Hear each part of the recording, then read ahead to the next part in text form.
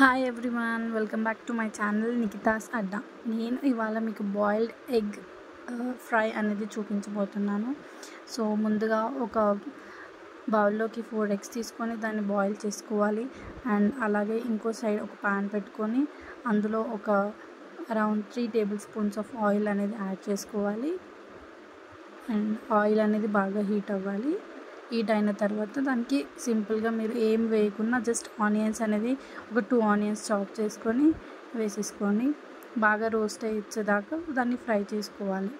Meanwhile ఎగ్ని check చేస్తూ ఉండాలి. అయిపోయిన తర్వాత ఇలా పొట్టు తీసుకొని పక్కకు ఉంచుకోవాలి. అండ్ ఇలా పక్కకు పెట్టుకొని మొత్తం సింపుల్గా 4 pieces వచ్చేలాగా చిన్న చిన్న పీసెస్ వచ్చేలాగా కట్ చేసుకోవాలి. అప్పుడు ఈ ఫ్రై అయిన ఆనియన్స్లోకి ఈ ఎగ్స్ అనేది యాడ్ చేసే ముందు మీరు ఫస్ట్ ఉప్పు, కారం, మసాలా ఇవన్నీ యాడ్ చేయాలి. ఇవన్నీ మీ స్పైస్ లెవెల్ తగ్గట్టుగా యాడ్ చేసుకోవచ్చు. ఇక్కడ నేను 2 spoons ఆఫ్ కారం and 1/2 spoon of garam masala and 1/2 spoon ఉప్పు ఇవన్నీ యాడ్ చేశాను. అండ్ ధనియాల పొడి ఇవన్నీ యాడ్ చేశాను. మీకు ఇంకేమైనా ఎక్స్ట్రా ఐటమ్స్ యాడ్ చేసుకోవాలంటే కూడా చేసుకోవచ్చు.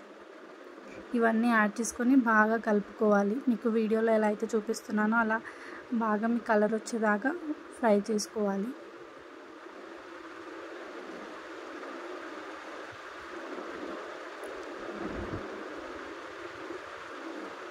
సో ఎవరికి ఎంత స్పైస్ లెవెల్ తగ్గట్టుగా కావాలో వాళ్ళు దానికి తగ్గట్టుగా మీరు ఉప్పు, కారం అనేది వేసుకోవచ్చు.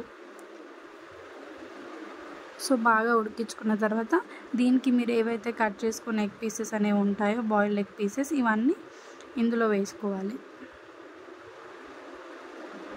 సో ఎగ్స్ని అరౌండ్ ఒక 15 minutes బాయిల్ చేస్తే సరిపోతుంది. మీకు మంచిగా ఎగ్స్ అనేది బాయిల్ అయిపోతాయి. అండ్ ఈ విధంగా ఎలా అయితే నేను చూపిస్తున్నానో వీడియోలో చూపిస్తున్నట్టుగా మీరు బాయిల్డ్ ఎగ్స్ పీసెస్ అనేది ఈ ఏదైతే ఆనియన్స్ ఫ్రై అనేది ఉంటుందో దాంట్లో ప్యాన్లో వేసేసుకొని బాగా కలుపుకోవాలి.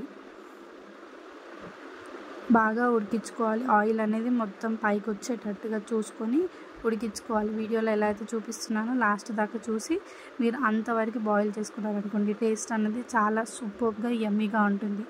పక్కా ఈ రెసిపీ అనేది ట్రై చేయండి, అందరికీ నచ్చుతుంది. సో ఇలా ఏ ఐటమ్స్ లేకుండా సింపుల్గా 2-3 ఐటమ్స్తో మీరు రెసిపీస్ అనేది చేసుకోవచ్చు. టేస్టీగా యమ్మీగా ఉంటుంది. సో ఇలా రావాలి మీకు, అప్పుడు ఫైనల్ ఫినిషింగ్ అనేది అయిపోతుంది. మీరు దాన్ని హ్యాపీగా ఈజీగా తినేయచ్చు. ఇలాంటి మరెన్నో వీడియోస్ కోసం నా ఛానల్ని వాచ్ చేయండి. Thank you for watching.